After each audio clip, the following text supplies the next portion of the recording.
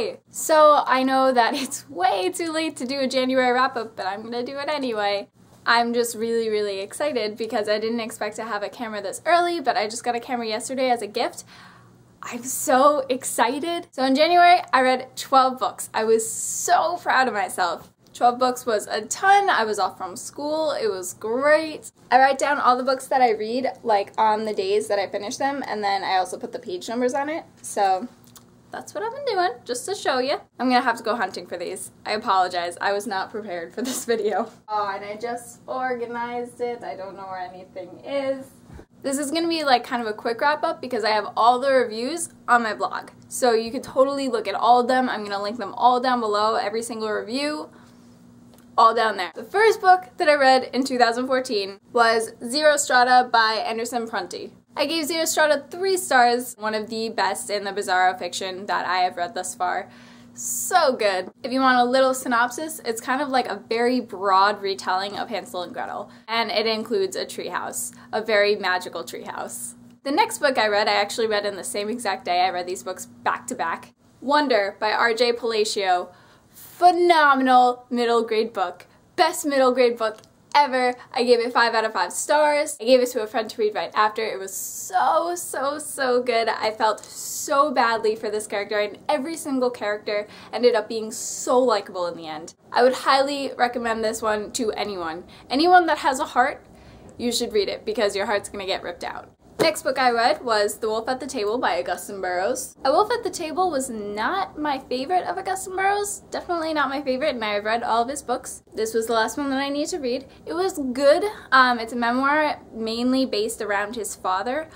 So throughout the whole thing you were waiting for something to happen. Nothing was really happening. At the end, the ending was chilling, and I loved the ending. I believe at the end I gave this one 4 stars, but it may be more like 3.5. It's definitely more like 3.5. All the reviews, though, are down below if you want to hear more about it. Next one was another phenomenal book that I read. Mr. Penumbra's 24-Hour Bookstore by Robin Sloan. So worth the hype. It was so good. Not only was it such an interesting plotline, God, the writing was beautiful. It was so fantastic, and I absolutely loved it. It's very quiet. I sit my chin in my palm and count my friends and wonder what else is hiding in plain sight. I just love that quote to begin with, and then it becomes so relevant throughout the entire novel. Again, not going to do a huge review of this or anything, but if anyone's interested, it's kind of like Google versus old-time bookstores, and they collide, and it's awesome, and I love it. So many modern references. So good. Next book that I read was...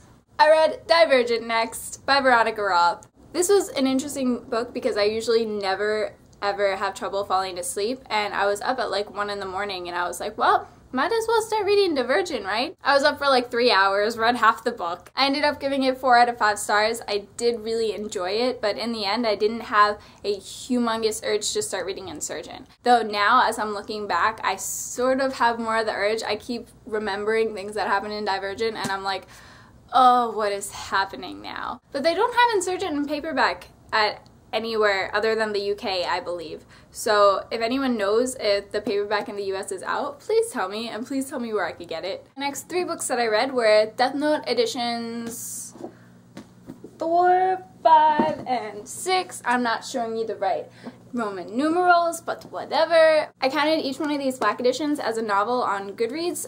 Each one of them contains 2 manga volumes. Death Note is a fantastic manga series if you want to be introduced to manga. Basically, it's about a boy.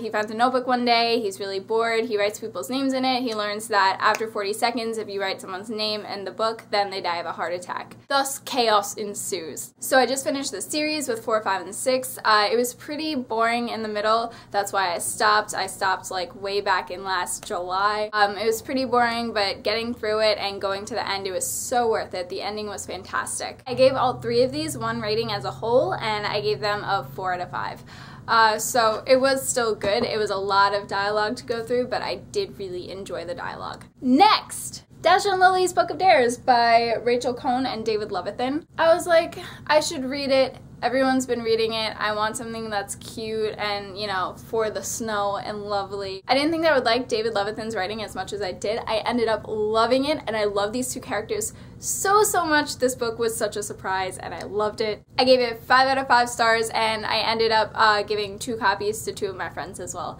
because it was so fantastic. Again, book review below for all these if you want to see the book review. Next book I read on my Kindle, and that was Reboot. I really did like Reboot. It was interesting. I enjoyed learning more about the world, though I would have liked more world building. I think I always want more world building. My issue personally was I don't really read a lot of young adult dystopians. I read 2 in 1 month, this one and Divergent, so I was kind of like passing off things in between the two, and it was a little strange for me, but I ended up giving it 3 out of 5 stars. I did enjoy it. I had some problems with it, but I did enjoy it. I am really excited for the second novel because I feel like the second one is going to be fantastic. That one's going to be Rebel, and I think it's coming out later this year. So excited. Next one I read as an audiobook, and that was Orange is the New Black. Orange is the New Black, interesting. Decent memoir. I read a lot of memoirs, so I feel like this one was more informative. It wasn't very engaging for me. It was about jail, so obviously it is going to be slightly engaging, and I think it was better reading it as an audiobook because you got to hear all the different characters' voices. It was fantastic. In the end, I ended up giving it 3 out of 5 stars because I continued listening to it because I was continuously interested. But it's not something that I would listen to again. However, watched the Netflix original series right after. Loved it. Last book that I read in January of 2014, that would be Let's Explore Diabetes with Owls by David Sedaris. This was my first David Sedaris